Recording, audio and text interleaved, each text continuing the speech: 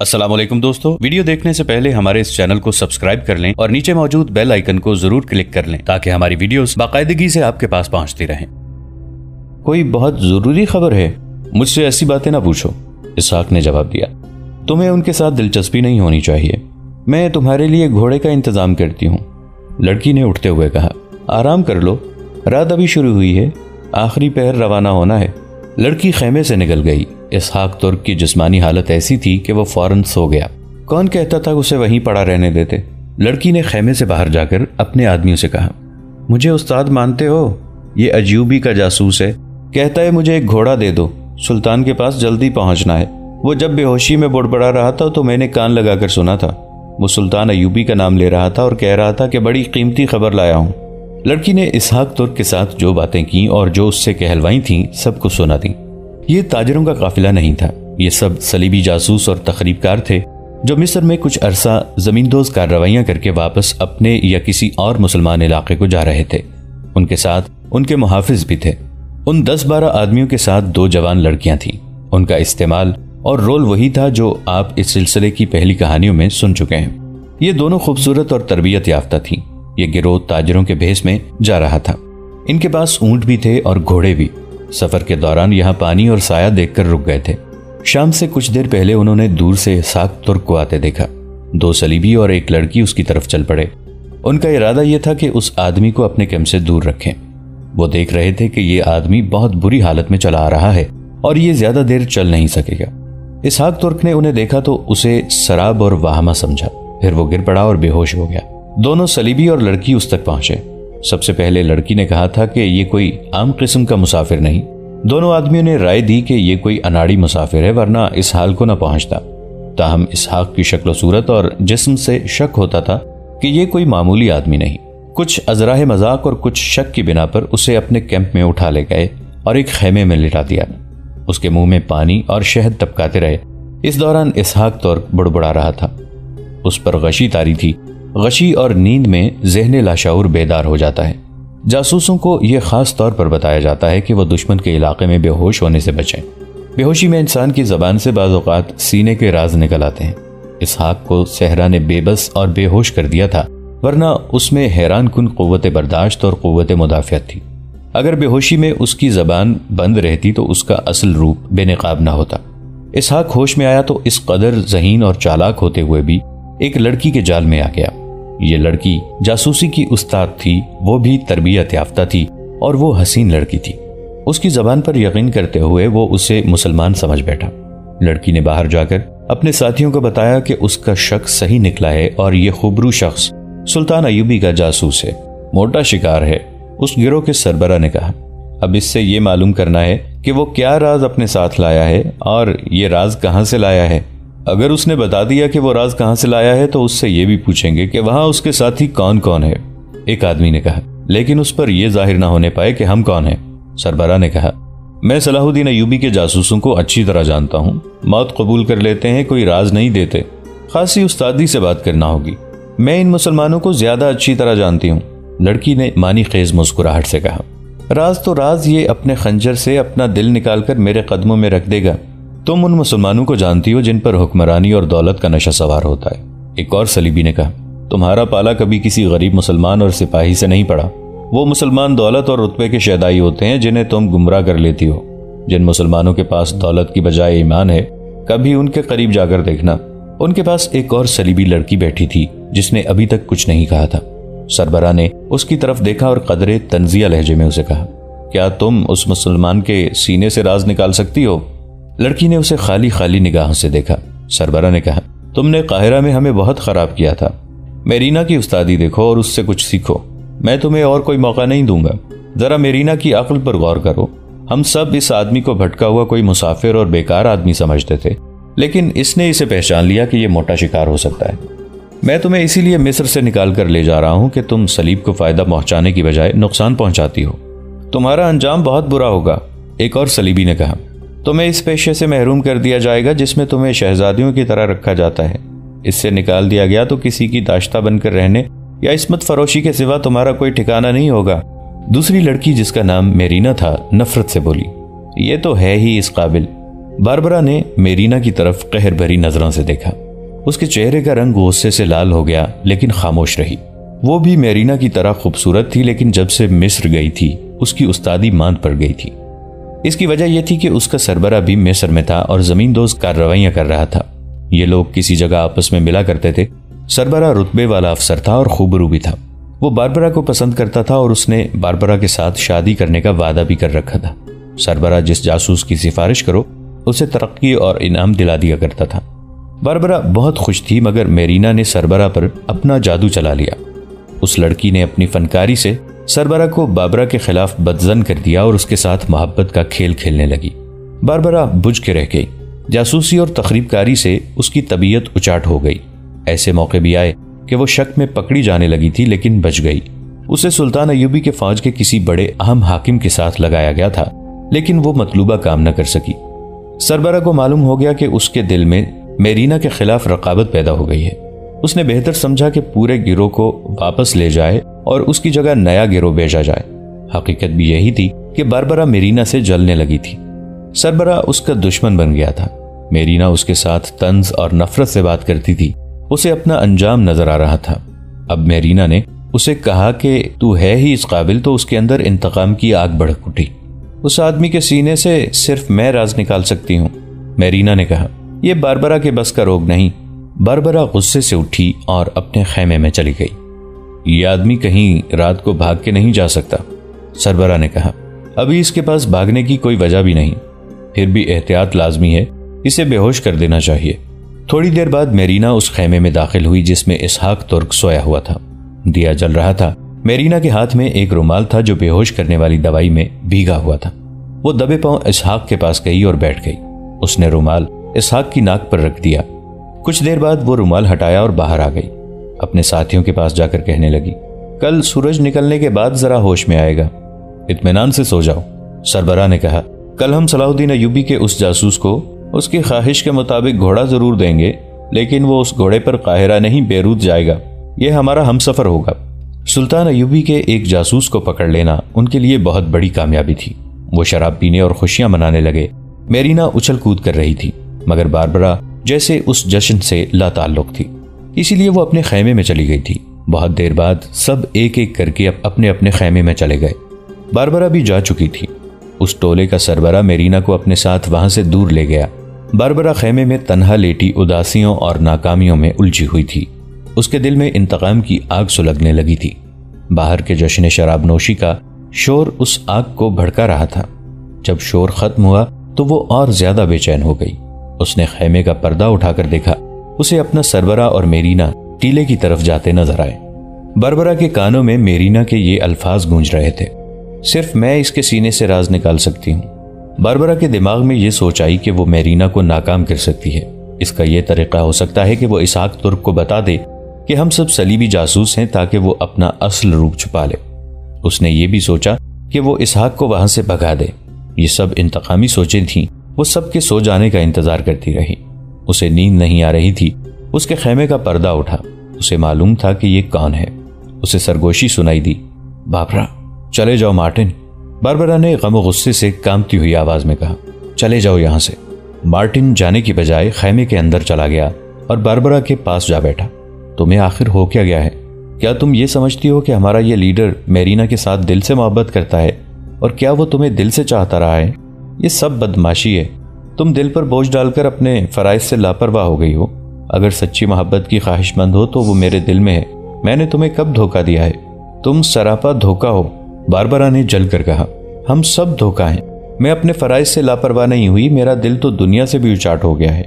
ہم سب کو بچپن سے فریب کاری کی ٹریننگ دی گئی تھی۔ اس کا مقصد یہ تھا کہ ہم مسلمانوں کو فریب دے کر انہیں صلیب کے مقابلے میں بیکار کر دیں، مگر ہم ایک دوسرے کو بھی فریب دیتے ہیں۔ ہم صلیب گلے میں لٹکا کر بدکاری کرتے تھے، ایک دوسرے کو دھوکہ دیتے ہیں۔ مسلمان ہم سے زیادہ عقل مند ہیں کہ وہ جاسوسی اور تخریب کاری کے لیے اپنی لڑکیوں کو استعمال نہیں کرتے۔ ہمارے لیڈر نے پہلے مجھے محبت کا جھانسا دیا۔ میرینا چونکہ زیادہ ہوشیار ہے اس لیے اس نے لیڈر پر قبضہ کر لیا۔ تم نے مجھ پر قبضہ کرنے کی کوشش کی اور نتیجہ یہ نکلا کہ ہمارا سارا گروہ بیکار واپس جا رہا ہے۔ اگر تمہارے ساتھ ہم 2 لڑکیاں نہ ہوتی تو تم مرد اپنا کام خوش اسلوبی سے کرتے۔ عورت کا وجود مردوں کے درمیان دشمنی پیدا کرتا ہے۔ اسی لیے ہم مسلمانوں کے درمیان اپنی تربیت یافتہ عورتوں کو چھوڑتے ہیں۔ مارٹن نے کہا، ان کے درمیان دشمنی پیدا کرنا ہی ہمارا مقصد ہے۔ ہم یہ اس لیے کرتے ہیں کہ اسلام کو زوال آئے اور صلیب کی حکمرانی ہو۔ اس نے جھنجھلا کر بابرا کو اپنی طرف گھسیٹ کر کہا، اتنی پیاری رات کو ایسی خشک باتوں سے بے مزہ نہ کرو بابرا، آؤ باہر چلیں، دیکھو چاندنی کتنی حسین ہے۔ میرا دل ٹوٹ چکا ہے، بابرا نے کہا، میں ناکام ہو چکی ہوں، میرے دل میں نفرت پیدا ہو گئی ہے، میں کہیں نہیں جاؤں گی، تم جاؤ۔ ایک روز تم میرے قدموں میں آ بیٹھو گی اور کہو گی مارٹن مجھے بچاؤ، دیکھو یہ لوگ مجھے کتوں کے حوالے کر رہے ہیں، اس وقت میں تمہاری مدد نہیں کر سکوں گا۔ اب بھی کتوں کے حوالے ہوں، باربرا نے حقارت سے کہا، میں تم سے کبھی مدد نہیں مانگوں گی، چلے جاؤ یہاں سے۔ مارٹن غصے سے اٹھا اور باہر نکل گیا۔ وہ خیمے کا پردہ ہٹا کر اسے دیکھتی رہی اور انتظار کرتی رہی کہ مارٹن سو جائے۔ اسے معلوم تھا کہ سربراہ اور میرینا بہت دیر سے آئیں گے۔ کچھ دیر بعد وہ خیمے سے نکلی، وہ اٹھی نہیں، پاؤں پر بیٹھے بیٹھے ایک طرف کو سرکتی گئی، آگے ذرا گہرائی تھی اس میں اتر گئی، وہاں سے جھک کر چلتی چشمے کے پیچھے گئی اور دور کا چکر کاٹ کر اس خیمے کے قریب پہنچ گئی جس میں اسحاق ترک بے ہوش پڑا تھا۔ باربرا کو معلوم نہیں تھا کہ اسے بے ہوش کر دیا گیا ہے۔ وہ بیٹھ گئی اور پاؤں پر سرکتی خیمے کے اندر چلی گئی۔ دیا جل رہا تھا، اس نے اسحاق کو ہلایا مگر وہ نہ جاگا۔ اس کے سر کو پکڑ کر جھنجھوڑا۔ اٹھو بدبخت، اس نے اسحاق کے منہ پر تھپڑ مار کر کہا، تم دھوکے میں آ گئے ہو، ہم سب جاسوس ہیں، تم قاہرہ نہیں پہنچ سکو گے، بیروت میں قید خانے کے تہہ خانے میں اذیت ناک موت مرو گے۔ اسحاق بے ہوش پڑا رہا جیسے مر گیا ہو۔ بابرا کو خیمے کے باہر ہلکی ہلکی ہنسی کی آوازیں سنائی دینے لگیں مگر وہ گھبرائی نہیں، وہ تربیت یافتہ تھی۔ آوازیں قریب آ گئیں تو وہ بھی اسحاق کے پاس بیٹھی رہی۔ آوازیں خیمے تک پہنچ گئیں۔ ان میں ایک آواز میرینا کی تھی، وہ سربراہ کے ساتھ اپنے قیدی کو دیکھنے آئی تھی۔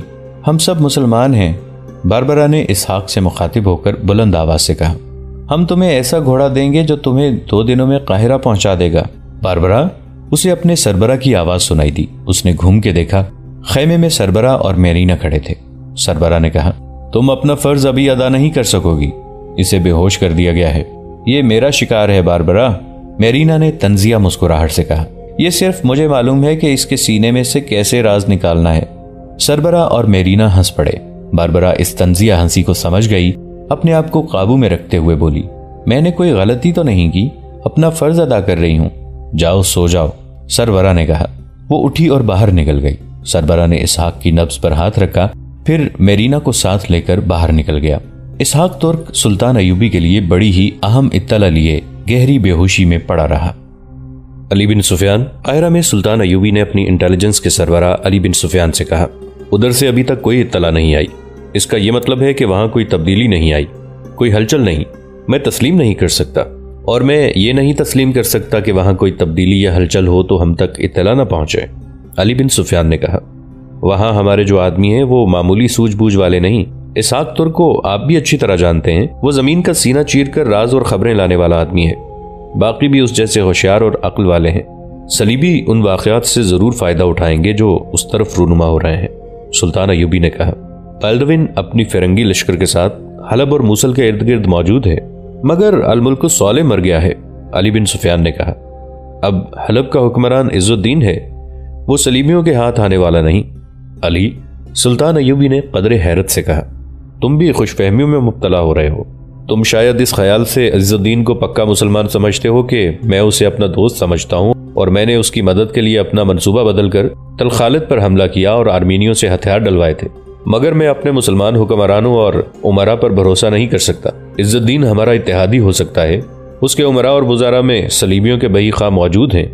علی، تم نے دیکھا نہیں کہ مومن قسم کے حکمران بھی اپنے وزیروں اور مشیروں کے خوشامدانہ مشوروں کے جال میں آ کر مومن رہتے ہوئے بھی وطن اور قوم کو غلط فیصلوں سے تباہی کی کھائیوں میں پھینک دیتے ہیں۔ میں مشیروں کے خلاف نہیں، یہ قرآن کا حکم ہے جو رسول اللہ صلی اللہ علیہ وآلہ وسلم کو خدا نے دیا تھا کہ فیصلے سے پہلے مشورہ کر لیا کرو، مگر حکمران میں اتنی عقل ہونی چاہیے کہ مشورہ دینے والوں کی نیت اور کردار کو سمجھے۔ خوشامد حکمرانی کے نشے کو اور تیز کر دیتی ہے۔ ایک وقت آتا ہے کہ حکمران خوشامد کی سریلی لوریوں سے میٹھی نیند سو جاتا ہے۔ سوئے ہوئے ذہن والا حکمران کتنا ہی غازی اور زاہد کیوں نہ ہو، قوم اور وطن کو لے ڈوبتا ہے۔ یہی خطرہ مجھے عز الدین کی طرف سے نظر آ رہا ہے۔ علی بن سفیان نے کہا، آپ تک یہ اطلاع پہنچ چکی ہے کہ محترمہ رضی خاتون نے یہ شادی صرف اس لیے قبول کی ہے کہ حلب اور موصل کی عمارتیں اور ان کی فوجیں ہماری اتحادی رہیں۔ इस खातून को शादी की और क्या जरूरत हो सकती थी? इसके बावजूद मुझे शक है, सुल्तान अय्यूबी ने कहा, और मेरे शक की वजह यह है कि इज्जुद्दीन सलीबियों के खतरे की बराह रास्त जद में है। वो अपने तहफ़्फ़ुज़ के लिए भी सलीबियों का दरपर्दा इत्तेहादी बन सकता है। मुझे वहां की इत्तला जल्दी मिलनी चाहिए। तुम मेरी आंखें और कान हो अली। मैंने अंधेरे में कभी पेशकदमी नहीं की। कुछ दिन और इंतजार कर लिया जाए। अली बिन सुफियान ने मशवरा दिया। मैं ज्यादा इंतजार नहीं करूंगा, सुल्तान अय्यूबी ने कहा। तुम जानते हो मैंने फौज को तैयारी का हुक्म दे रखा है। यह तुम्हारे सामने की बात है कि मैं दिन रात फौज को जंगी मशकें करा रहा हूं। राज की यह बात भी सुन लो कि मैं हलब और मूसल की तरफ नहीं जाऊंगा। मेरा हदफ अब बेरूत होगा। मैं अब दिफाई जंग नहीं लड़ूंगा। हलब वगैरह के इलाकों में अपनी फौज ले जाने का मतलब यह होगा कि मैं इन इलाकों के दिफा के लिए जा रहा हूं। अब मेरा अंदाज जारहाना होगा। बेरूत फिरंगियों का दिल है। टांगों और बाजुओं पर वार करने की बजाय क्यों ना हम दुश्मन के दिल पर एक ही वार करके खत्म कर दें। अब मैं कौम और फौज को जारहियत की तरबियत दे रहा हूं। अपने इलाकों में लड़ते रहने से हम बैतुल मक़दिस तक कभी नहीं पहुंच सकते। मालूम करो अली, मालूम करो वहां से अभी तक कोई इत्तला क्यों नहीं आई। मुझे दो राज दरकार हैं। एक ये कि बैरूत में फिरंगी फौज की सरगर्मियां क्या हैं और हलब में इज्जुद्दीन की नीयत क्या है। क्या हम एक और खाना जंगी की तरफ तो नहीं बढ़ रहे? बैरूत में इसहाक तुर्क है, अली बिन सुफियान ने कहा। वो खुद ना आया तो किसी और को भेज देगा। अली बिन सुफियान ने कहा, मैं यहां से किसी को रवाना कर देता हूं। मैं ज्यादा दिन इंतजार नहीं कर सकता अली, सुल्तान अय्यूबी ने कहा। यहां से किसी को रवाना करोगे, वो जाएगा, वहां के हालात मालूम करेगा और वापस आएगा। इसमें कम से कम 3 महीने लग जाएंगे। मैं चंद दिनों तक फौज को कूच का हुक्म दे दूंगा। तो फिर आप अंधेरे में पेशकदमी करेंगे? अली ने पूछा। छापामारों को हरावल से बहुत आगे और फैलाकर रखूंगा, अय्यूबी ने कहा। मैं अल्लाह के हुक्म से अल्लाह की सरजमीन की आबरू की खातिर जा रहा हूं। मैं अपनी सलामती के लिए मिस्र में आराम से नहीं बैठ सकता।